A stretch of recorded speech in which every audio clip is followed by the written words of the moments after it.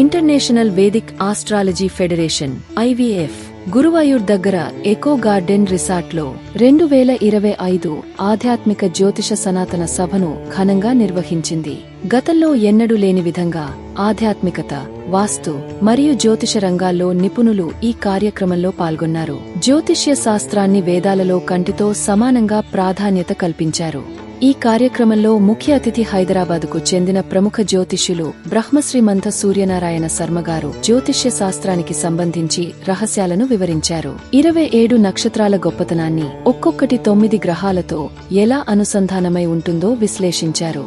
ఆయన నక్షత్ర ఆధారిత జ్యోతిష్యంలో ఎలాంటి మౌలిక నిర్మాణం ఉండిందో స్పష్టంగా చెప్పారు.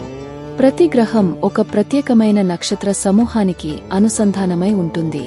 ప్రతి గ్రహానికి సాధన లేకుండా ఆధ్యాత్మిక లేదా భౌతిక పురోగతి సాధ్యం కాదు. ఇది ఆధ్యాత్మికంగా చాలా గొప్ప సందేశం.